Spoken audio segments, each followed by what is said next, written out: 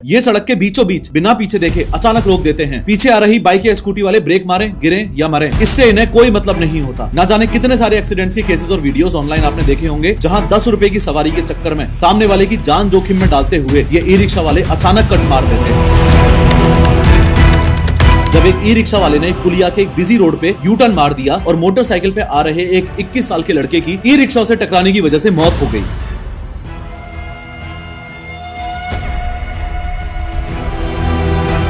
E rickshaw की capacity होती है सिर्फ 4 लोगों की, लेकिन स्कूल टाइम पर उसमें 10 से 12 बच्चे भेड़ बकरियों की तरह ठूस दिए जाते हैं। बच्चे सिर्फ सीट पर नहीं, ड्राइवर के बगल में, पीछे डंडे पर और आधे हवा में लटके होते हैं। हो सकता है अब आप में से कुछ लोग सोच रहे हो कि अरे प्रोफेसर, इतना तो चलता है, हम भी तो ऑटो में लटक लटक के आते थे। बात ये नहीं है।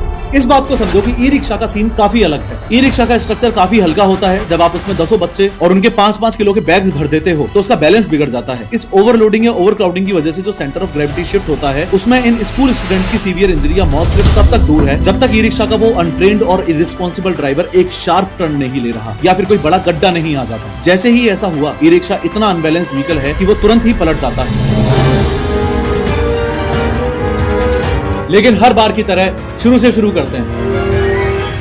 इंडिया में ई रिक्शा की कहानी लगभग 30 साल पहले 1995 में शुरू हुई, जब डॉक्टर अनिल राजवंशी लखनऊ गए हुए थे। इंडिया का one of the highest civilian award Padmashri मिल चुका है डॉक्टर अनिल राजवंशी को साल 2022 में, और ये 1981 से ही Nimkar agricultural research institute Maharashtra के डायरेक्टर भी हैं। इन्होंने अपने शहर लखनऊ में देखा कि कैसे दुबले पतले साइकिल रिक्शा वाले पसीने में लथपथ होकर सवारियां खींच रहे हैं। 21st सेंचुरी आने वाली है और आज भी इंसान को जानवर की तरह खींच रहा है। ये बड़ी ही इनह्यूमन प्रैक्टिस थी और टेक्नोलॉजी का यूज करके इन्होंने इसे बदलने की ठानी। लखनऊ से महाराष्ट्र वापस आते ही नारी इंस्टीट्यूट में इन्होंने तय किया कि वो इसका कुछ तो सॉल्यूशन निकालेंगे, और यहीं से साल 1995 में भारत में ई रिक्शा का पहला प्रोटोटाइप बनने की शुरुआत हुई। एग्जिस्टिंग साइकिल रिक्शा का जो मॉडल था, अपनी टीम के साथ मिलकर इन्होंने उसे मॉडिफाई करना शुरू किया, और शुरू से ही ये बात उनके दिमाग में एकदम क्लियर थी कि उन्हें 2 प्रॉब्लम से डील करना पड़ेगा। सबसे पहली प्रॉब्लम तो ये कि जो ई रिक्शा वो बनाएंगे उन्हें वो सस्ता रखना पड़ेगा, क्योंकि ये अमीर लोगों वाली चीज नहीं थी। और दूसरी प्रॉब्लम ये कि उन्हें उस ई रिक्शा के मॉडल को इंडियन सड़कों के लायक बनाना पड़ेगा। फिर अगले कुछ सालों में उन्होंने मोटर, बैटरी और चेसिस का इस्तेमाल करके एक ऐसा कॉम्बिनेशन बनाया जो 40 किलोमीटर पर आवर की स्पीड दे सके और लोड भी उठा सके। पूरे 5 सालों तक अलग अलग प्रोटोटाइप्स पे काम किया और फाइनली साल 2000 में जन्म हुआ एलेक्सा का। एलेक्सा इंडिया के पहले ई रिक्शा के रूप में ऑफिशियली दुनिया के सामने आया। एलेक्सा का मतलब था इलेक्ट्रिक रिक्शा। उन्होंने इसे इंटरनेशनल लेवल पर भी प्रेजेंट किया। अब एक तरफ डॉक्टर राजवंशी ने ये तो दिखा दिया कि इंडिया में भी सस्टेनेबल ट्रांसपोर्ट बन सकता है, पर दूसरी तरफ अपने देश में प्रोडक्ट रेडी होने के बावजूद भी सिस्टम रेडी नहीं था। डॉक्टर राजवंशी ने कई कंपनीज और पॉलिटिशियंस को अप्रोच किया, पर प्रॉब्लम ये थी कि उस वक्त की लेड एसिड बैटरीज भारी थी और महंगी थी, प्लस सरकार की तरफ से कोई सब्सिडी भी नहीं थी, इसलिए कोई बड़ी कंपनी से मास प्रोड्यूस करने की हिम्मत ही नहीं जुटा पाई। एलेक्सा एक शानदार इन्वेंशन होने के बावजूद भी मास मार्केट में नहीं आ पाया। फिर काफी साल बीत गए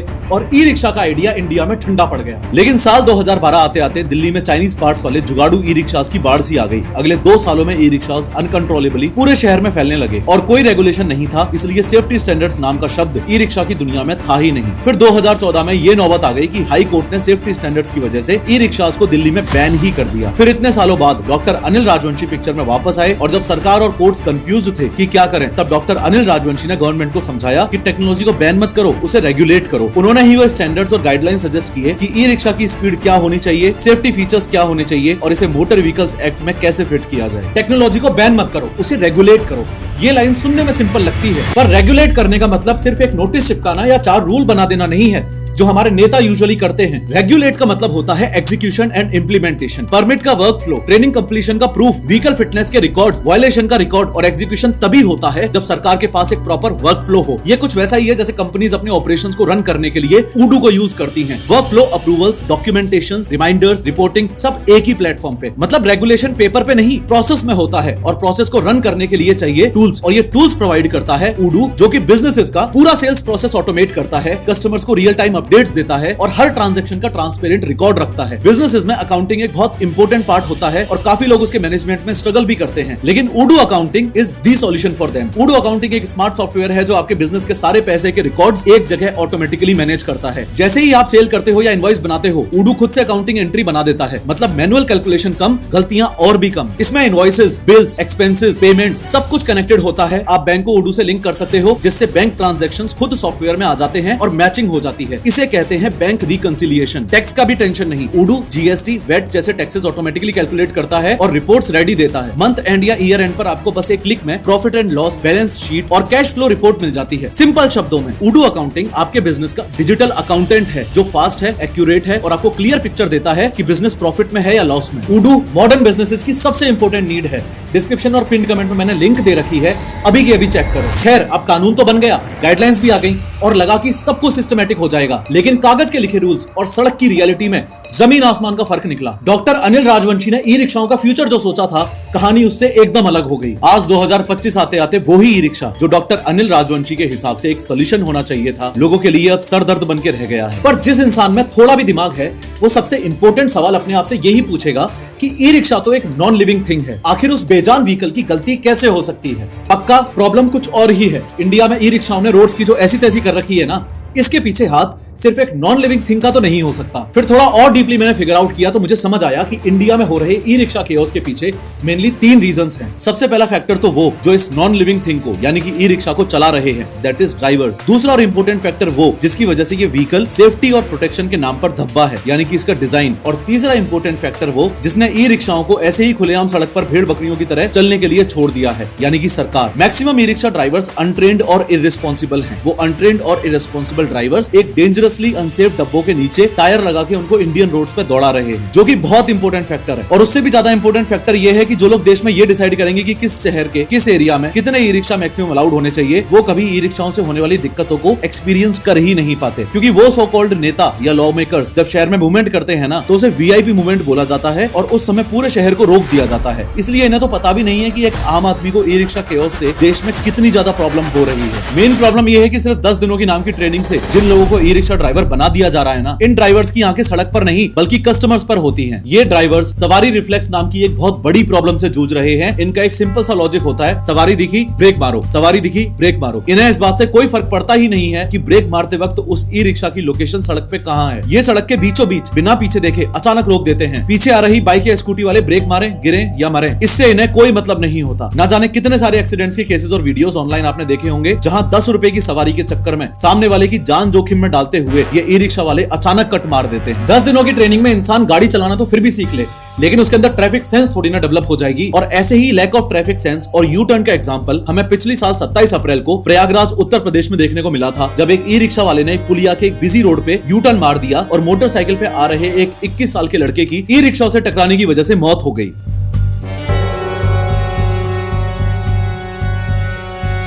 हुआ यह था कि दोपहर के 12:40 हो रहे थे और एक 21 साल का लड़का जो एक प्राइवेट कंपनी में जॉब करता था, वो अपने किसी काम से बाहर निकला था और वापस घर जा रहा था। यह घटना प्रयागराज के न्यू यमुना ब्रिज पे घटित हुई थी। ये एक बिजी रोड है और अक्सर यहाँ ट्रैफिक तेज चलता है। बाद में जब सीसीटीवी फुटेजेस मिली तो पता चला कि घटना ऐसे हुई कि एक ई रिक्शा आगे चल रहा था, अचानक बिना किसी सिग्नल के ड्राइवर ने बीच सड़क पर उसका ई रिक्शा रोक दिया और फिर थोड़ी देर बाद एकदम से यू टर्न लेने की कोशिश की। पीछे से बाइक पे आ रहे लड़के के लिए ये सब प्रेडिक्टेबल नहीं था, क्योंकि ई रिक्शा ने अचानक रास्ता काटा तो उसे संभलने का मौका ही नहीं मिला। लड़का अपना बैलेंस खो बैठा, उसकी बाइक सीधा जाके ई रिक्शा से टकराई, बाइक पलट गई, उस लड़के का सिर भी ई रिक्शा से टकराया और वो वहीं रोड पे बेहोश हो गया। जिसे सबसे पहले मदद करनी चाहिए थी, वो ई रिक्शा ड्राइवर मौके से फरार हो गया। उसने रुकने की कोशिश भी नहीं की, क्योंकि उसने जब यू टर्न लिया उससे पहले से ये बात उसे अच्छे से पता थी कि वो जो कर रहा है वो गलत है। अगर वो वहां रुका तो लोग उसमें मार लगाएंगे, इसलिए ही ई रिक्शा ड्राइवर वहां से फरार हो गया। वो तो आसपास के लोग थे जिन्होंने इंसानियत दिखाई, गाड़ी रोकी, उसे हॉस्पिटल लेके भागे, लेकिन डॉक्टर्स ने लड़के को डेड ऑन अराइवल घोषित कर दिया, क्योंकि चोटें इतनी गहरी थी कि वो बच ही नहीं पाया। फिर बाद में लड़के के पिता ने किदगंज पुलिस स्टेशन में एफआईआर दर्ज करवाई और तब जाके पुलिस ने उस ई रिक्शा ड्राइवर को ढूंढना शुरू किया। साफ पता चल रहा है कि इस हादसे की असली वजह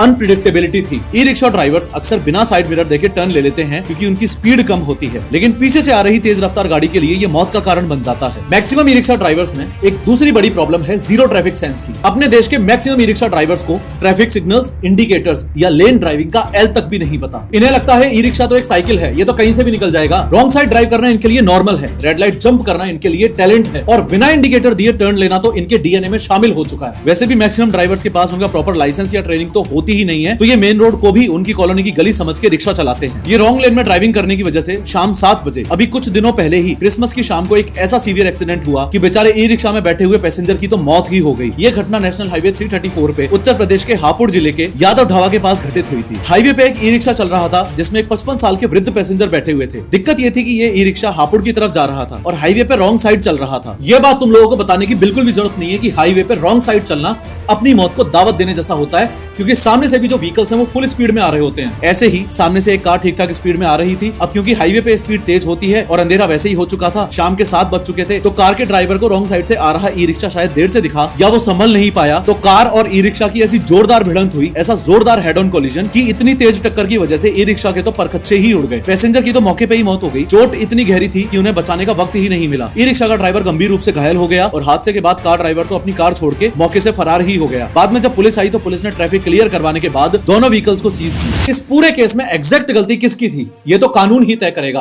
पर इस बात में कोई दौराई नहीं है कि ई रिक्शा ड्राइवर शायद 2-3 किलोमीटर बचाने के लिए रॉन्ग साइड गया होगा, पर इस चक्कर में एक बेचारे इनोसेंट पैसेंजर की मौत हो गई। ड्राइवर के साथ तीसरी मेजर प्रॉब्लम होती है ओवरलोडिंग के ओवरडोज की। कैपेसिटी 4 लोगों की होती है, पर ये उसमें 8 ठूंस लेते हैं। 2 एक्स्ट्रा लोग ड्राइवर के बगल में आ जाते हैं, 2 लोग पीछे लटक रहे होते हैं। इससे पूरे ई रिक्शा का सेंटर ऑफ ग्रेविटी बिगड़ जाता है और क्योंकि ये गाड़ी हल्की होती है और टायर छोटे होते हैं तो थोड़ा सा शार्प टर्न लेते ही ये पलट जाता है। ऐसे काफी केसेस रिपोर्ट किए गए हैं जहां ओवरलोडेड ई रिक्शा पलटने से स्कूल के बच्चों और बुजुर्गों को या तो सीवियर इंजरीज हुई हैं या फिर कुछ केसेस में मौत तक हो गई है। ओवरलोडिंग की वजह से स्कूल के बच्चों की जान पे खतरा सबसे ज्यादा बना रहता है। द ट्रिब्यून की इस रिपोर्ट को देखो। दिल्ली में 150 से ज्यादा स्कूल्स की स्टडी की गई तो पता चला कि सिटी स्कूल्स के लगभग 60% बच्चों की जिंदगी कम्यूट करते वक्त रिस्क पे रहती है। इस रिपोर्ट में दिल्ली के टॉप स्कूल्स के बाहर का हाल बयान किया गया है। ई रिक्शा की कैपेसिटी होती है सिर्फ 4 लोगों की, लेकिन स्कूल टाइम पर उसमें 10 से 12 बच्चे भेड़ बकरियों की तरह ठूस दिए जाते हैं। बच्चे सिर्फ सीट पर नहीं, ड्राइवर के बगल में, पीछे डंडे पर और आधे हवा में लटके होते हैं। स्कूल बैग्स बाहर लटक रहे होते हैं। और बात सिर्फ ई रिक्शा की नहीं है, ई वैन्स, वो छोटी वाली बैटरी वैन्स का भी सेम ही हाल है। उनके दरवाजे तक बंद नहीं होते क्योंकि भीड़ इतनी ज्यादा भर जाती है अंदर तक। मोर इंपोर्टेंटली इसका सबसे बड़ा फैक्टर माना जाता है कॉस्ट फैक्टर। स्कूल बस की फीस 3000 से 5000 रुपए पर मंथ होती है। प्राइवेट कैब की फीस 2500 से 4000 रुपए पर मंथ होती है, पर ई रिक्शा वाला सिर्फ 800 से 1500 रुपए में ही पूरा महीना निकाल देता है। महीने भर में पेरेंट्स अपने बच्चों को हजारों रुपए का फास्ट फूड खिलाने से पहले नहीं सोचते, पर जब बच्चों के स्कूल जाने की बात आए तो सिर्फ कुछ हजार रुपए बचाने के लिए उन्हें ई रिक्शा जैसे अनसेफ व्हीकल में धकेल देते हैं। ऐसे में इन माँ बापों से सवाल तो बनता ही है कि क्या तुम्हारे बच्चों की जिंदगी की कीमत सिर्फ और सिर्फ कुछ हजार रुपए है क्या? ऐसे माँ बापों का आलस भी एक दूसरा बड़ा रीजन है कि डोर टू डोर कन्वीनियंस की वजह से ये अपने बच्चों के लिए ई रिक्शा चुन लेते हैं। इन पेरेंट्स को दिक्कत ये है कि स्कूल बस स्टॉप पर आती है, पेरेंट्स को वहाँ आना जाना पड़ता है, पर ई रिक्शा घर के दरवाजे से बच्चों को उठाता है और यही आराम पेरेंट्स को सेफ्टी इग्नोर करने पर मजबूर कर देता है। हो सकता है आप में से कुछ लोग सोच रहे हो कि अरे प्रोफेसर इतना तो चलता है, हम भी तो ऑटो में लटक लटक के आते थे। बात ये नहीं है। इस बात को समझो कि ई रिक्शा का सीन काफी अलग है। ई रिक्शा का स्ट्रक्चर काफी हल्का होता है। जब आप उसमें 10 बच्चे और उनके 5-5 किलो के बैग्स भर देते हो तो उसका बैलेंस बिगड़ जाता है। इस ओवरलोडिंग या ओवरक्राउडिंग की वजह से जो सेंटर ऑफ ग्रेविटी शिफ्ट होता है उसमें इन स्कूल स्टूडेंट्स की सीवियर इंजरी या मौत सिर्फ तब तक दूर है जब तक ई रिक्शा का वो अनट्रेन्ड और इररिस्पॉन्सिबल ड्राइवर एक शार्प टर्न नहीं ले रहा या फिर कोई बड़ा गड्ढा नहीं आ जाता। जैसे ही ऐसा हुआ, ई रिक्शा इतना अनबैलेंस्ड व्हीकल है कि वो तुरंत ही पलट जाता है। मंडावली के केसेस याद है ना? मंडावली और उसके आसपास के एरियाज जैसे जाफराबाद और पहाड़गंज में हाल ही में ऐसे दिल दहला देने वाले केसेस हुए जो हमें रुककर सोचने पे मजबूर कर देते हैं कि ये ई रिक्शा की फैसिलिटी कितनी सेफ है। बात है पिछले साल अगस्त 2025 की जाफराबाद वाला केस। नॉर्थ ईस्ट दिल्ली के जाफराबाद में एक 8 साल की बच्ची की मौत हो गई। वो तीसरी क्लास में पढ़ती थी। ये एक घातक लापरवाही थी। वो अपनी माँ और छोटी बहन के साथ स्कूल जा रही थी और रास्ते में उनका ई रिक्शा अचानक पलट गया एंड सीधा उस बच्ची के ऊपर जा गिरा। बच्ची के सिर पर इतनी गंभीर चोट लगी कि उसकी जान चली गई। टाइम्स ऑफ इंडिया की इस रिपोर्ट की और गहराइयों में जाने में पता चलता है कि बच्ची के पिता के बयान के मुताबिक आमतौर पर वो खुद अपनी बेटियों को स्कूटर से स्कूल छोड़ते थे या फिर वो पैदल चली जाती थी, लेकिन उस खास दिन वो नहीं जा पाए और गणेश चतुर्थी की तैयारियों की वजह से उनकी पत्नी बच्चों को ई रिक्शा से ले जा रही थी और बस उसी दिन ये हादसा हो गया। इसमें 2 बातें और हैं जो बहुत गंभीर हैं। एक तो ये कि हादसे के तुरंत बाद ई रिक्शा ड्राइवर मौके से भाग गया और दूसरी बात ये कि पिता ने दावा किया कि जिस सड़क पर यह हादसा हुआ उस सड़क पर ई रिक्शा का चलना बैन है। इसके बावजूद भी वो ई रिक्शा वाला वहाँ धड़ल्ले से चल रहा था। तो ये सिर्फ हादसा नहीं लगता बल्कि ये लापरवाही की पूरी चेन है। अब दिक्कत की बात यह है कि ये कहानी यहीं खत्म नहीं होती। ये कोई अकेला अनफॉर्चुनेट एक्सीडेंट नहीं था, बल्कि इसके ठीक 1 महीने बाद दिल्ली में सितंबर 2025 में पहाड़गंज में एक और ऐसा ही हादसा हुआ। सिर्फ 1 महीने के अंदर ही इस दूसरे केस में 16 साल की एक स्कूल की छात्रा की मौत हो गई। जब वो जिस ई रिक्शा में थी वो तेजी से पलट गया। इस हादसे में 3 और लोग घायल भी हुए। सिर्फ 1 महीने के अंदर 2 बच्चियों की मौत, दोनों स्कूल जाते समय, और दोनों का ई रिक्शा पलटने से जान गंवाना। ये महज एक इत्तेफाक तो नहीं हो सकता। इनफैक्ट यही वो पैटर्न है जिस पे हमें ध्यान देने की जरूरत है, क्योंकि पहाड़गंज वाले मामले में भी भी ड्राइवर जिसका नाम दिलीप था वो कथित तौर पर रेड लाइट तोड़ के भाग रहा था और हादसा हो गया। उसे तो पकड़ के लोगों ने पुलिस के हवाले कर दिया। लेकिन सवाल वही है, एक जैसी घटनाएं इतने कम समय में होना ये दिखाता है कि ये प्रॉब्लम सिर्फ एक सिंगल ड्राइवर से जुड़ी हुई नहीं है, बल्कि ये प्रॉब्लम उससे कई गुना ज्यादा गहरी है। इसलिए लोगों का अगला सवाल ई रिक्शा की डिजाइन पर उठने लगता है। सवाल ये उठता है कि ये ई रिक्शा इतनी आसानी से पलट कैसे जाते हैं? क्या इकलौता रीजन सिर्फ और सिर्फ हाई स्पीड है या फिर ई रिक्शा की डिजाइन में ही कोई फंडामेंटल फ्लॉ है? और जब आप इस प्रॉब्लम की तह तक जाओगे तब आपको समझ आएगा कि जो भी ई रिक्शा पलटता है असल में वो सेंटर ऑफ ग्रेविटी और ओवरलोडिंग का एक खतरनाक कॉम्बिनेशन होता है। अगर सेंटर ऑफ ग्रेविटी सुनने में थोड़ा टेक्निकल लग रहा है तो इसको आसान भाषा में ऐसे समझो कि ई रिक्शा का डिजाइन एक खड़ी हुई माचिस की डिब्बी जैसा है। माचिस की डिब्बी जब खड़ी होती है तो हल्का सा धक्का लगने पर भी वो गिर जाती है, यानी कि वो बहुत अनस्टेबल होती है। ऐसे ही अब ई रिक्शा के डिजाइन को देखो, इसके पहिए काफी छोटे और एक दूसरे के पास होते हैं, मतलब इसका बेस बहुत छोटा और संकरा होता है और इसकी बॉडी यानी कि ऊपरी हिस्सा ऊंचा और भारी होता है। तो पहले से ही fundamentally by design e rickshaw का संतुलन थोड़ा गड़बड़ाया हुआ होता है। अब सोचो इस माचिस की डिब्बी जैसे व्हीकल में जब आप 8 से 10 बच्चे और उनके 7-8 किलो के भारी भारी बैग्स भर देते हो तो क्या होता होगा? ऑब्वियसली ई रिक्शा का वजन और भी ज्यादा ऊपर की तरफ चला जाता है और वो और भी ज्यादा अनबैलेंस्ड हो जाता है। दिस मींस ऐसा करने से ई रिक्शा का सेंटर ऑफ ग्रेविटी यानी कि संतुलन का पॉइंट जमीन से बहुत ऊपर चला जाता है, गाड़ी खतरनाक रूप से टॉप हैवी हो जाती है और फिर ऊपरी हिस्सा उस ई रिक्शा को खींचकर पलट देता है। एंड इंपोर्टेंटली रिपोर्ट्स ये इशारा करती हैं कि तेज रफ्तार प्लस अचानक यू टर्न लेना प्लस सेंटर ऑफ ग्रेविटी का शिफ्ट होना, इस सब की वजह से ही जाफराबाद और पहाड़गंज वाले केसेस में दोनों लड़कियों ने अपनी जान गंवाई। इसका सिंपल सा मतलब ये है कि इस गाड़ी का बेसिक डिजाइन ही इस तरह के हादसों के लिए व्हीकल को वल्नरेबल बनाता है। मोरओवर इसकी जो डिजाइन बेस्ड प्रॉब्लम है वो सिर्फ सेंटर ऑफ ग्रेविटी को लेके नहीं है, इस ई रिक्शा की डिजाइन बेस्ड प्रॉब्लम अंदर बैठे हुए पैसेंजर्स की सेफ्टी को लेके भी है। साफ साफ शब्दों में अगर कहूं तो ई रिक्शा में अंदर बैठे हुए पैसेंजर्स के लिए कोई प्रोटेक्शन नहीं है। ये एक खुले पिंजरे की तरह है। स्कूल बस या वैन में बॉडी होती है पर ई रिक्शा खुला होता है। अगर टक्कर हुई तो बच्चे सीधा सड़क पर गिरेंगे या दूसरी गाड़ी के नीचे आएंगे। कोई दरवाजा नहीं है जो उन्हें बचा सके। और ऐसे में जब कोई प्रोटेक्शन ही ना हो तो सिर्फ स्कूल के बच्चे अनसेफ नहीं है, बल्कि ई रिक्शा में नॉर्मली ट्रेवल कर रहे पेरेंट्स की गोदियों में मौजूद नवजात शिशु यानी कि इन्फेंट्स भी हद से ज्यादा अनसेफ हैं। न जाने ऐसे कितने ही केसेस हैं अपने देश में जहां चलते ई रिक्शा में से छोटा सा बच्चा अपनी माँ की गोदी से बाहर गिरा और उसकी मौत हो गई। ये घटनाएं भोपाल, अलीगढ़ और नोएडा से हैं और हर केस ई रिक्शा की सेफ्टी पर फिर से गंभीर सवाल खड़े करता है। एक केस तो पिछले महीने का ही है भोपाल का, जिसमें 9 महीने के बच्चे की जान चली गई। ये हादसा तब हुआ जब एक ई रिक्शा एक खड़ी हुई कार से टकराकर पलट गया और उस ई रिक्शा में 8 लोग सवार थे। मतलब ये साफ तौर पर ओवरलोडेड था। टक्कर होते ही वो 9 महीने का बच्चा अपनी माँ की गोद से छटक कर गिरा और मौके पर ही उसकी मौत हो गई। अब परिवार का आरोप है कि ड्राइवर बहुत तेजी और लापरवाही से चला रहा था एंड पुलिस ने नेग्लिजेंस का केस दर्ज करने की बात की है। जब एक अनसेफ खुले पिंजरे सा ई रिक्शा किसी भारी वाहन से टकराता है तो अंदर मौजूद पैसेंजर्स के साथ क्या होता है ये अगले अलीगढ़ वाले केस में भी देख लो। अलीगढ़ वाले केस में जिसमें 1.5 साल की बच्ची की ई रिक्शा से बाहर गिरने के बाद मौत हुई, उसमें ई रिक्शा नगर निगम की कूड़ा उठाने वाली गाड़ी से टकराया था और टक्कर का इंपैक्ट इतना ज्यादा जबरदस्त था कि बच्ची माँ की गोद से उछलकर सीधा नाले में जा गिरी। जब तक उस बेचारी को नाले से निकाला गया तब तक उसकी डूबने से ऑलरेडी मौत हो चुकी थी। इस घटना के बाद लोगों में बहुत गुस्सा था और ड्राइवर मौके से भाग गया था। तो पहले मामले में कार से टक्कर और दूसरे में कचरे वाली गाड़ी से, लेकिन दोनों में एक दर्दनाक पैटर्न दिख रहा है कि बच्चा अपनी माँ की गोद में था और वहीं वो सबसे ज्यादा असुरक्षित साबित हुआ। बस मैं यही समझाने की कोशिश कर रहा हूँ कि e rickshaw by design being an open vehicle हद से ज्यादा अनसेफ व्हीकल है ऐसे बच्चों के लिए और स्कूल के बच्चों के लिए। कोई सेफ्टी नहीं, कोई बेल्ट नहीं, कोई प्रोटेक्शन नहीं। माँ की गोद ही उन बेचारे बच्चों का सीट बेल्ट है जो टक्कर के वक्त सबसे पहले नाकाम हो जाती है। तीसरा केस नोएडा में हुआ। नोएडा में राघव नाम के बच्चे की मौत हुई पर इस केस में टक्कर किसी कार या ट्रक से नहीं हुई थी। यहाँ टक्कर एक दूसरे ई रिक्शा से हुई। मतलब 2 ई रिक्शाओं की आपस में टक्कर भी इतनी ज्यादा जानलेवा हो सकती है, ये बात सबसे ज्यादा चिंताजनक है। टक्कर के बाद बच्चा माँ की गोद से गिरा, सिर में गहरी चोट आई और हॉस्पिटल में उसकी मौत हो गई। अब तक हमने 3 मामले देखे हैं, ओवरलोडिंग, बड़ी कचरे की गाड़ी से टक्कर और आपस में टक्कर। और यहाँ से हो सकता है आपके मन में सवाल आए कि देखो टक्कर से मौत होना तो किस्मत की बात है, कभी भी किन्हीं भी 2 व्हीकल्स में आपस में टक्कर हो सकती है और कभी भी किसी की भी मौत हो सकती है। पर यहाँ मैं आपको आसान भाषा में बता दूं कि ई रिक्शा का खुले पिंजरे जैसा होना अपने आप में इतना खतरनाक इसलिए भी है क्योंकि स्पेस टेक्नोलॉजी से बनी हुई अपनी इंडियन रोड्स ही इतनी महान है। क्योंकि जो चौथा केस है वो भोपाल से है और शायद सबसे ज्यादा परेशान करने वाला है, क्योंकि इस 1.5 साल के बच्चे की मौत के मामले में कोई टक्कर हुई ही नहीं थी और यही बात ई रिक्शा के ओपन डिजाइन को सबसे ज्यादा खतरनाक बनाती है। इसका मतलब खुले ई रिक्शा से बाहर गिरकर मरने के लिए किसी दूसरे की गलती की जरूरत नहीं है। खुद में ही इन ई रिक्शाओं का डिजाइन प्लस अपने देश की जानलेवा सड़कें एक खतरनाक डेडली कॉम्बिनेशन है। इस केस में हुआ ये कि ई रिक्शा एक मामूली से गड्ढे या स्पीड ब्रेकर से उछला और बस उसी झटके से वो 1.5 साल का बच्चा अपनी माँ की गोद से उछलकर सड़क पर गिर गया और सिर की चोट ने उसकी जान ले ली। मतलब एक मामूली सा बम्प भी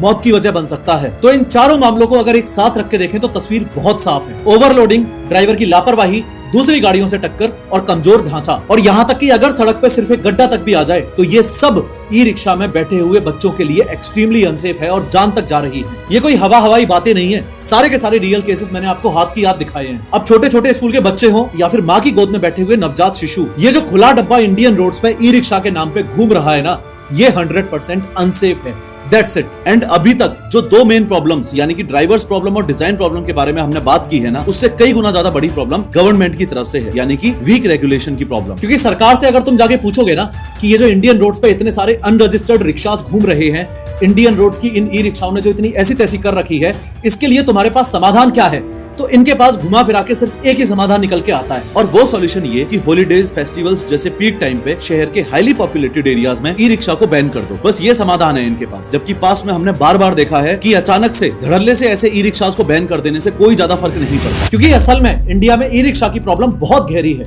बहुत डीप रूटेड है। पर गवर्नमेंट डायरेक्टली बैन लगा के बस बीच बीच में जनता को यह दिखाना चाहती है कि देखो हम आपके लिए, ट्रैफिक के लिए कुछ कर रहे हैं। डीप रूटेड प्रॉब्लम्स क्या हैं, ध्यान से समझना। स्टेट गवर्नमेंट्स इन्हें संभालने में इतना फेल इसलिए हो रही है क्योंकि ये कहानी सिर्फ ट्रैफिक जैम की नहीं है, ये उससे कई ज्यादा गहरी है। इसमें सेफ्टी, पॉलिसीज और इंडस्ट्री की फंडामेंटल प्रॉब्लम्स भी शामिल हैं। As per recent resources, Delhi में रजिस्टर्ड ई रिक्शास 1,20,000 से ज्यादा हैं और अनरजिस्टर्ड मिला के ये आंकड़ा दुगना हो जाएगा। ये बहुत बड़ी संख्या है और वीक रेगुलेशन की तरफ इशारा करती है। अगर इतने ज्यादा अनरेगुलेटेड ई रिक्शास हैं तो इस बात को समझो कि कोई भी खरीद के कोई भी चला रहा है, भले ही उम्र हो या नहीं हुई हो। 14-14 साल के बच्चे भी आपने ई रिक्शास रोड पर रगड़ते हुए देखे होंगे। वीक रेगुलेशन की major problem illegal charging stations की भी है, जिसकी वजह से आग लगने की घटनाएं एकदम नॉर्मल हो गई हैं। शाहदरा में ऐसी ही एक आग में 2 लोगों की जान चली गई। बात यह है कि ज्यादातर ड्राइवर्स प्रॉफिट बढ़ाने के लिए ओरिजिनल महंगी बैटरीज की जगह सस्ती लेड एसिड बैटरीज इस्तेमाल करते हैं, और ये सस्ती लेड एसिड बैटरीज ओवरचार्ज होने से फट सकती हैं, या इनमें से highly corrosive sulphuric acid leak हो सकता है। एक ड्राइवर ने बताया भी था, ओरिजिनल बैटरी 30,000 की है और कमाई दिन की 500 रुपए है, तो कैसे अफोर्ड कर पाएंगे, इसलिए वो सस्ती खतरनाक बैटरीज चुनते हैं। इसका मतलब ना ही तो क्वालिटी कंट्रोल है और ना ही सेफ चार्जिंग इंफ्रास्ट्रक्चर। अब चार्जिंग स्टेशंस में आग लगना तो एक बात हुई, पर कमजोर रेगुलेशंस का अगला एग्जांपल ये है कि दिल्ली में ई रिक्शाओं के द्वारा ट्रैफिक नियमों के उल्लंघन के मामले में सिर्फ एक साल में 47% की बढ़ोतरी हुई है। इस चौंकाने वाले नंबर का मतलब ये हुआ कि एनफोर्समेंट एजेंसीज या तो इन्हें नजरअंदाज कर रही हैं या फिर ये इतने ज्यादा हैं कि इन्हें मैनेज करना ही इम्पॉसिबल सा होता जा रहा है। और इनफैक्ट दोनों ही बातें सच हैं।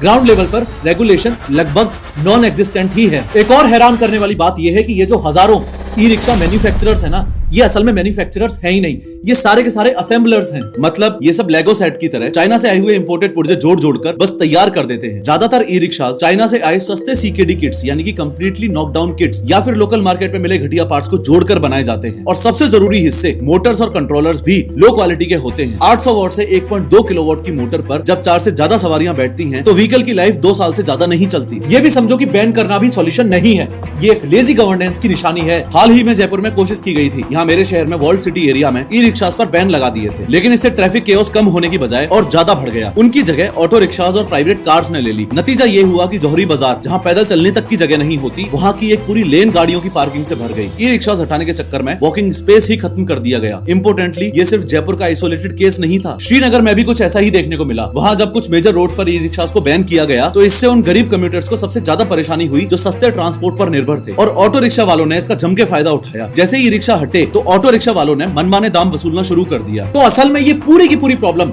एक ई रिक्शा की नहीं, एक अनऑर्गेनाइज्ड सेक्टर की है। स्टेट गवर्नमेंट्स इसलिए फेल हो रही हैं क्योंकि असल में ये उनकी नाकामी है एक अनऑर्गेनाइज्ड सेक्टर को एक फॉर्मल इकोनॉमी में लाने की। सरकारें सिम्टम्स जैसे कि ट्रैफिक और एक्सीडेंट्स में फोकस कर रही हैं, लेकिन मेन बीमारी जैसे सब standard parts, lack of proper policy और कमजोर रेगुलेशंस पर ध्यान ही नहीं दे रही हैं। और ये बात बिल्कुल साफ है कि पॉलिसीज इसलिए फेल हो रही हैं क्योंकि वो जमीनी हकीकत को नजरअंदाज कर रही हैं। जब तक मैन्युफैक्चरिंग लेवल पर क्वालिटी कंट्रोल नहीं होगा और ड्राइवर्स के लिए अफोर्डेबल सेफ ऑप्शंस नहीं होंगे, तब तक सिर्फ बैन लगाने से कुछ नहीं बदलेगा। ये एक मल्टी लेवल फेलियर है जहां सेफ्टी, क्वालिटी और पॉलिसी तीनों को ही साइडलाइन कर दिया गया है। तो यहाँ सोचने वाली बात यह है कि ई रिक्शा को रेगुलेट करने के नाम पे आंख बंद करके उस पर बैन ठोक के गवर्नमेंट कहीं लास्ट माइल कनेक्टिविटी और उन गरीब ड्राइवर्स की रोजी रोटी को तो खत्म नहीं कर रही है, क्योंकि इतनी बड़ी पोजीशन पे बैठ के गवर्नमेंट का काम है सेफ्टी और सर्वाइवल के बीच में एक बैलेंस्ड सॉल्यूशन निकालना, ना कि आलसी होकर ये अनाउंस कर देना कि इस जगह पर इतने समय तक ई रिक्शास बैन हैं। अब अगर आप कभी ऑफिस से घर जाते वक्त ट्रैफिक में फंसे हो, मतलब वो वाला ट्रैफिक जहां चारों तरफ से ई रिक्शाओं ने आपको ऐसे घेर रखा हो जैसे हिलने की भी जगह ना हो, हर तरफ से हॉर्न बज रहा है, कोई लेफ्ट से काट रहा है, कोई राइट से काट रहा है, और उस फ्रस्ट्रेशन में, उस गुस्से में अगर आपने भी कभी भी ये सोचा है कि यार इन ई ई रिक्शाओं को सरकार बैन क्यों नहीं कर देती, पूरा देश सुधर जाएगा, सारा झंझट ही खत्म हो जाएगा। ये सब अगर आपके साथ कभी हुआ है पास्ट में, तो अब जो मैं ई रिक्शा के सॉल्यूशंस बताने जा रहा हूं,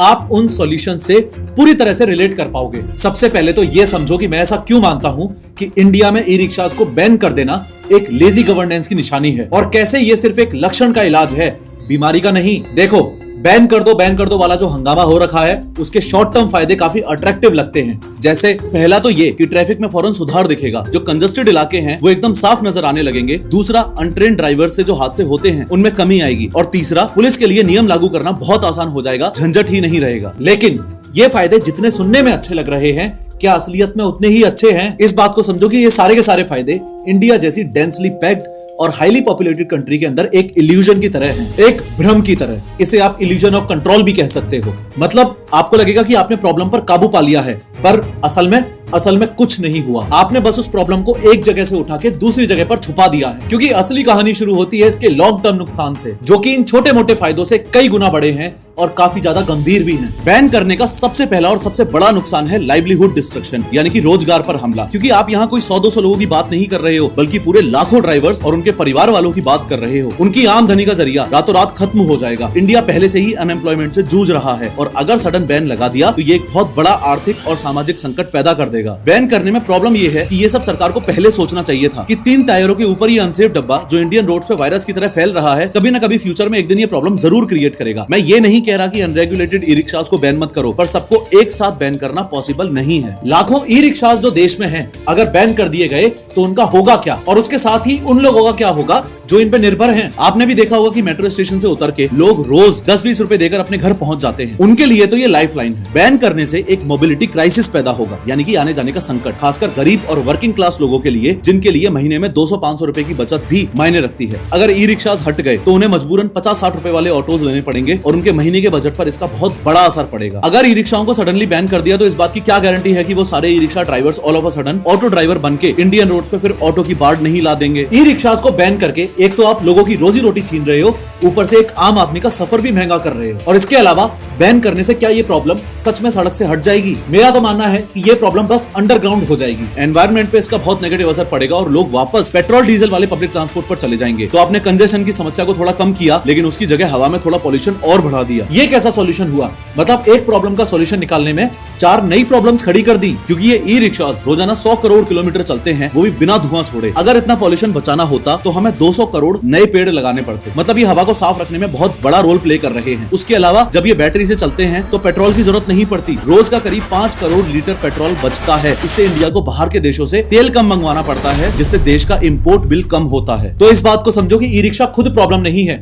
प्रॉब्लम उसके आसपास की सिस्टम की कमी में है। असली प्रॉब्लम रेगुलेटरी वॉइड की है, यानी कि नियम कानून के ढांचे की कमी की है, और ये एक सिस्टम डिजाइन फेलियर है। इसका मतलब गाड़ी में प्रॉब्लम नहीं है, प्रॉब्लम उस सिस्टम में है जिस सिस्टम में ये गाड़ी चल रही है। अगर आप इसको थोड़ा और बड़े पर्सपेक्टिव से देखो तो आपको भारत के शहरों में एक missing middleman in urban mobility दिखाई देगा। इसका मतलब है कि अमीर लोगों के लिए अपनी कार्स या फिर ओला उबर जैसी कैब्स हैं, और दूसरी तरफ बाकी जनता के लिए भीड़ से भरी बसेस। इन दोनों के बीच में एक बहुत बड़ी खाली जगह थी, सस्ती, आसानी से मिलने वाली और आखिरी कोने तक पहुंचाने वाली सवारी की। ई रिक्शास ने उस खाली जगह को भर दिया है। बस ये एक तरह का इनफॉर्मल इनोवेशन है, एक जुगाड़ है जो असली जरूरतों को पूरा करने के लिए अपने आप पैदा हुआ। तो ये सिर्फ एक सॉल्यूशन था जो बिना किसी नियम कायदे की वजह से एक प्रॉब्लम बन गया। ट्विटर पर बैठ के अगर कोई इंसान रैंडमली लिख दे कि पूरे देश में ई रिक्शास को बैन कर दो, इसका मतलब ये है कि पहली बात तो उस बंदे को प्रॉब्लम्स की गहरी समझ ही नहीं है, और दूसरी बात वो सिर्फ अपने पर्सपेक्टिव से सॉल्यूशन की ओर देख रहा है। जबकि असली सॉल्यूशन सिर्फ तब निकल सकता है जब आप देश के पर्सपेक्टिव से प्रॉब्लम की गहराई में जाके उस प्रॉब्लम को समझने की कोशिश करोगे। ये समझोगे कि अनलिमिटेड सप्लाई सबसे पहला रीजन है जिसकी वजह से ई रिक्शास अपने देश में इतने बेकाबू हो गए हैं। मतलब कितने भी ई रिक्शा सड़क पे आ सकते हैं, कोई रोक टोक, कोई लिमिट नहीं है। अगर गाड़ियां हर रोज बढ़ती जा रही हैं तो शहर की सड़कें थोड़ी ना एक्सपेंड हो रही हैं, सड़कें तो उतनी की उतनी है ना। आपको खुद को ऐसा लगता होगा जैसे हर हफ्ते सड़क पर 100 नए ई रिक्शास आ जाते हैं। नो रूट डिसिप्लिन एक और इंपॉर्टेंट प्रॉब्लम है। ये तय ही नहीं है कि ई रिक्शा कहां चलाना है और कहां नहीं, स्पेशली लेन्स के केस में। सोचो ये एक लो स्पीड गाड़ी है जिसकी स्पीड मुश्किल से 25 किलोमीटर पर आवर है, लेकिन ये 60-70 किलोमीटर पर आवर की स्पीड से चलने वाली गाड़ियों के बीच चलती है। इससे ना सिर्फ ट्रैफिक धीमा होता है बल्कि भयानक एक्सीडेंट्स का खतरा भी बना रहता है। आपने खुद कितनी बार देखा होगा फ्लाईओवर पर बस और कार के बीच में ई रिक्शा जा रहा होता है, अजीब अजीब भी लगता है और डर भी लगता है। नो इंफ्रास्ट्रक्चर की प्रॉब्लम भी असल में उतनी ही बड़ी प्रॉब्लम है जितनी की बाकी की दो प्रॉब्लम्स। मतलब इनके लिए कोई अलग से स्टैंड नहीं है, कोई पार्किंग की जगह नहीं है, कोई सेफ चार्जिंग स्टेशंस नहीं है। इसलिए ये ई रिक्शास मेट्रो स्टेशन के मेन गेट को या बस स्टैंड के सामने की जगह को ही अपना स्टैंड बना लेते हैं, जिससे पूरा ट्रैफिक रुक जाता है। बस और मेट्रो हमारे पब्लिक ट्रांसपोर्ट की बैकबोन है, यानी कि रीढ़ की हड्डी, और ई रिक्शा इस पब्लिक ट्रांसपोर्ट सिस्टम की एक नेक्स्ट इंपोर्टेंट लेयर है जो लोगों को उनके घर से, उनकी गली से इस बैकबोन तक जोड़ता है, लास्ट माइल कनेक्टिविटी। लेकिन अगर ये लेयर ही अनरेगुलेटेड हो तो पूरा सिस्टम क्रैश हो जाता है, और अभी हमारे शहरों में वो ही हो रहा है। तो अगर बैन करना गलत है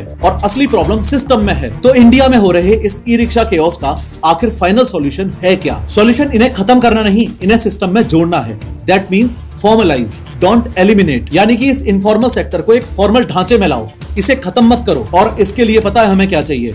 इसके लिए हमें वो चाहिए जो अपने देश में शायद कभी ना हो पाए। इसके लिए हमें बैन करने वाली लेजी गवर्नेंस की जगह रेगुलेट करने वाली इंटेलिजेंट गवर्नेंस चाहिए। और जिस देश के मैक्सिमम नेताओं का साइंटिफिक टेम्परामेंट और क्रिटिकल थिंकिंग में पहले से ही हाथ तंग हो, उस देश के नेताओं के लिए इंटेलिजेंट और गवर्नेंस, ये दोनों शब्द एक ही सेंटेंस में यूज करके तुम इंटेलिजेंट शब्द की कितनी बड़ी बेइज्जती कर रहे हो, ये तुम अच्छे से जानते हो। क्योंकि आगे मैं जो तुम्हें सॉल्यूशंस बताने वाला हूं, वो सॉल्यूशंस सुन के तुम्हें ये तो समझ आ जाएगा कि हाँ यार, बैन करना तो सॉल्यूशन नहीं है, रेगुलेट करना सॉल्यूशन है। लेकिन साथ ही साथ तुम्हारे दिमाग में ये भी बात चलेगी कि यार अपने देश के नेताओं से ये ना हो पाई। तो देखो, पहला बड़ा सॉल्यूशन है कंट्रोल एंड कैटेगराइज, यानी कि सबसे पहले इन पे कंट्रोल एस्टेब्लिश करना पड़ेगा और इनकी एक अलग पहचान बनानी पड़ेगी। यानी कि सबसे पहले ई रिक्शास के लिए कानून में एक अलग कैटेगरी बनानी पड़ेगी, ELMV, यानी कि इलेक्ट्रिक लास्ट माइल व्हीकल। इस कैटेगरी में कुछ चीजें मैंडेटरी करनी होंगी, जैसे गाड़ियों के सेफ्टी स्टैंडर्ड्स, लाइट्स ठीक हो, ब्रेक्स ढंग से काम कर रहे हो, स्पीड गवर्नर्स लगे होने चाहिए जो 25 किलोमीटर पर आवर से ज्यादा की स्पीड ना जाने दें, और मोस्ट इंपोर्टेंट, हर सिटी के लिए एक साइंटिफिक कैपेसिटी लगानी होगी। इस साइंटिफिक कैप का मतलब है कि शहर की पॉपुलेशन, सड़कों की चौड़ाई और ट्रैफिक के बोझ का साइंटिफिक एनालिसिस करके ये डिसाइड करना होगा कि उस पर्टिकुलर सिटी में कितने ई रिक्शा की जरूरत है और कितने चल सकते हैं। मान लो दिल्ली के लिए ये नंबर 50,000 डिसाइड होता है, तो सिर्फ 50,000 परमिट्स ही जारी किए जाएंगे। ऐसा नहीं है कि कोई भी कभी भी एक नया ई रिक्शा रैंडमली सड़क पे ले आया, जैसा कि आज के दिन होता है। चाइना से माल उठाया, असेंबल करवाया और अंडर एज बच्चों को नौकरी देने के नाम पे ई रिक्शा चिपका दिया। आई कैन बेट कि सिर्फ इस सप्लाई को कंट्रोल करने से 50% से ज्यादा केओस अपने आप ही हल हो जाएगा। क्योंकि आज के दिन दुगने से भी ज्यादा ई रिक्शा सड़कों पे ऐसे मनमर्जी से दौड़ाए जा रहे हैं जो रेगुलेटेड ही नहीं है। इन शॉर्ट, सिर्फ गाड़ियों की गिनती फिक्स कर देने से आधा काम हो सकता है। अब दूसरा सॉल्यूशन है जोनिंग एंड इंफ्रास्ट्रक्चर। इसका मतलब इनकी जगह फिक्स करो और उनके लिए सुविधाएं बनाओ। इसमें जीपीएस टैग का इस्तेमाल करके किसी भी एक सिटी की रोड्स को अलग अलग जोन्स में बांटा जाए, जो ई रिक्शाओं का असली इलाका होता है। फॉर एग्जांपल, कॉलोनी की सड़कों से मेट्रो स्टेशन तक आने जाने के रास्ते, ये इनका जोन है। लेकिन इसके लिए इंफ्रास्ट्रक्चर भी चाहिए होगा, सिर्फ जोन बना देने से कुछ नहीं होने वाला। पॉइंट ये है कि आप सिर्फ रूल्स बनाकर छोड़ नहीं सकते, आपको इंफ्रास्ट्रक्चर पहले बनाना होगा। फॉर एग्जांपल, मेट्रो स्टेशन से 50 मीटर दूर डेडिकेटेड ई रिक्शास बेस बनाने होंगे, जहां वो सवारियों को उतार और चढ़ा सकें। इससे वो स्टेशन के गेट पर भीड़ नहीं लगाएंगे। इसके साथ ही बैटरी स्वैपिंग स्टेशंस का एक पूरा नेटवर्क बनाना होगा, ताकि वो घरों में अनसेफ तरीकों से चार्जिंग ना करें। यहाँ तक आपको ये समझ आ रहा है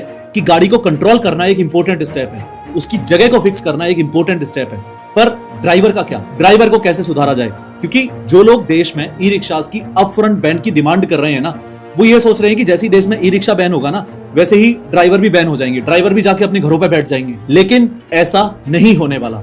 ध्यान रहे, बीइंग ड्राइवर ही उनकी एकमात्र स्किल है, और अगर उन्हें ढंग से ट्रेन नहीं किया गया तो वो ई रिक्शास को बैन करने के बाद किसी और व्हीकल को पकड़ लेंगे और उसको रगड़ना शुरू कर देंगे। इसलिए तीसरा और मोस्ट इंपोर्टेंट सॉल्यूशन ये है कि हमें ड्राइवर प्रोफेशनलिज्म पे बहुत फोकस्ड होकर ध्यान देना पड़ेगा। यानी कि ड्राइवर को एक साधारण ड्राइवर से एक प्रोफेशनल, जिम्मेदार नागरिक की सोच देनी पड़ेगी। ये सुनने में बहुत अच्छा सा लग रहा होगा, पर ग्राउंड रियलिटी में अप्लाई करना उतना ही मुश्किल है, लेकिन जरूरी भी तो है। क्योंकि सिर्फ यूनिफॉर्म और बैज देने से जमीनी हकीकत थोड़े ना बदल जाएगी, सिर्फ यूनिफॉर्म से कुछ नहीं होगा। इसके पीछे पूरा एक प्रोसेस है। सबसे पहले तो 7 से 10 दिन की एडिशनल ट्रेनिंग सभी ई रिक्शा ड्राइवर्स के लिए मैंडेटरी करनी पड़ेगी। इस ट्रेनिंग में ट्रैफिक के रूल्स, ई रिक्शा में बैठे हुए पैसेंजर्स की सेफ्टी और सॉफ्ट स्किल्स, यानी कि लोगों से कैसे बात करनी है, ये सब सिखाया जाए। मजाक सा लग रहा है ना सुनने में कि ये अनपढ़ गंवार ई रिक्शा ड्राइवर जो लोगों को गालियां देते हुए चलते हैं, ये लोगों से अच्छे से बात करेंगे क्या? पर ध्यान रहे, इसके अलावा तुम्हारे पास कोई रास्ता भी नहीं है। और अगर आप रिवॉर्ड रखोगे तो e rickshaw driver at least training के दौरान ये सारी चीजें सीखेगा। ग्राउंड पे कितना इंप्लीमेंट करे कितना नहीं, ये बाद की बात है। रिवॉर्ड जैसे कि ये 7 से 10 दिन की एडिशनल ट्रेनिंग सक्सेसफुली कंप्लीट करने के बाद ही उन्हें एक स्पेशल लाइसेंस दिया जाए। अब आती है यूनिफॉर्म और QR कोड वाले बैच की बात। ध्यान रहे, डिग्निटी ब्रिंग्स डिसिप्लिन। जब आप किसी को एक पहचान देते हो, एक इज्जत देते हो, तो वो बंदा खुद भी एक जिम्मेदारी से काम करता है। ये बेसिक साइकोलॉजी है और ये बात आम जिंदगी में भी लागू लागू होती है। अब ठीक है, आपने ई रिक्शा को लेकर रूल्स बना दिए, ट्रेनिंग दे दी, लेकिन इस पूरे इकोसिस्टम को, इस सब कुछ को लागू कौन करेगा? ई रिक्शा ड्राइवर्स के हाथों रूल्स का तोड़ना एक आम बात है। आप चाहे कितनी भी ट्रेनिंग दे दो, फिर भी ये लोग रूल्स तो तोड़ेंगे ही तोड़ेंगे। और यहीं से हम चौथे और मोस्ट इंपोर्टेंट सॉल्यूशन पे आते हैं, टेक बेस्ड रीइंफोर्समेंट, यानी कि रूल्स को लागू करवाने के लिए टेक्नोलॉजी का इस्तेमाल। आप सिर्फ ट्रैफिक पुलिस पर निर्भर नहीं रह सकते, टेक का यूज करना पड़ेगा, जैसे कि पूरे शहर में हर जगह स्मार्ट कैमरास लगाना और उसके थ्रू ट्रैफिक को मॉनिटर करना। अरे प्रोफेसर, आपका दिमाग घूम गया है क्या? पूरे शहर में सीसीटीवी कैमरास, क्या बात कर रहे हो? इतना पैसा कहां से आएगा सरकार के पास? मैं जानता हूं तुम्हारा यह सवाल सही है, पर तुम्हारा यह सवाल सिर्फ तब तक ही सही है जब तक एक अगला बड़ा करप्शन नहीं पकड़ा जा रहा। इस वीडियो को देखने के कुछ हफ्तों में आपके सामने फिर से कोई ना कोई ऐसी न्यूज आएगी कि इस नेता के पास 200 करोड़ पकड़े गए, या फिर ये आईएएस या पुलिस वाला 100 करोड़ की रिश्वत लेता हुआ पकड़ा गया। अब तो नॉर्मल हो गया है ना अपने देश में, हर हफ्ते कोई ना कोई ऐसी न्यूज आई जाती है। तब तुम लोगों को दोबारा समझ आएगा कि यार इतना पैसा है तो सही सरकार के पास कि अपनी सिटीज और ट्रैफिक को कैमरा से मॉनिटर किया जा सके। और तब ही तुम्हें यह भी समझ आएगा कि दिक्कत पैसे की नहीं, दिक्कत नियत की है। खैर, कैमरा से भी आगे बढ़ के सरकार हर ई रिक्शा पर एक क्यूआर कोड या फिर एक RFID टैग लगा सकती है। हर ई रिक्शा को जीपीएस से ट्रैक किया जाए, ताकि अगर कोई ई रिक्शा ड्राइवर अपने ग्रीन जोन से निकलकर रेड जोन, फॉर इंस्टेंस जैसे फ्लाईओवर पर जाता है, तो सिस्टम उसे ऑटोमेटिकली डिटेक्ट करके उसके फोन पर चालान भेज देगा। यानी कि मैं ये कहना चाह रहा हूँ कि पुलिस की जगह एल्गोरिदम काम करे। ये पीक टाइम है कि हम इस बात को अच्छे से समझें कि अपने देश में ट्रैफिक को मैनेज करने के लिए इंसानी दखलंदाजी कम करनी चाहिए, ताकि रिश्वतखोरी भी कम हो सके। इससे लॉ एनफोर्समेंट 24 घंटे बिना किसी भेदभाव के होगा। 100 बात की एक बात यह है कि अल्टीमेट सॉल्यूशन कोई एक बटन दबा के बैन कर देने जैसा आसान नहीं है। ये रूल्स, ट्रेनिंग, इंफ्रास्ट्रक्चर और टेक्नोलॉजी का एक मिला जुला, सोचा समझा प्रोसेस है। इस पूरे केओस को एक ऐसे सिस्टम में कन्वर्ट करने के बारे में है जो काम भी करे और सेफ भी हो। इंडिया अभी वेस्टर्न कंट्रीज से इंफ्रास्ट्रक्चर के मामले में ग्राउंड लेवल पे अभी काफी पीछे है। किसी साफ सुथरे देश के सारे सॉल्यूशंस अपने देश में एज इट इज लागू नहीं हो सकते। सॉल्यूशन ये नहीं होता कि दुबई में ई रिक्शा नहीं है, अमेरिका में ई रिक्शा नहीं है, तो इंडिया में भी ई रिक्शा बैन कर दो। इंडिया के सॉल्यूशन इंडिया के हिसाब से निकालने पड़ेंगे। इंडिया के सॉल्यूशंस यहाँ के गरीब और बेरोजगार लोगों के हिसाब से निकालने पड़ेंगे। व्हाट आई मीन इज, सवाल ये नहीं है कि बैन करें या ना करें, ये सवाल ही अपने आप में गलत है। असली सवाल ये है कि हम इस ग्रास रूट इनोवेशन को, इस जमीनी जुगाड़ को अपने फॉर्मल ट्रांसपोर्ट सिस्टम में समझदारी से कैसे इंटीग्रेट कर सकते हैं। बस ये फिगर आउट करना है हमें।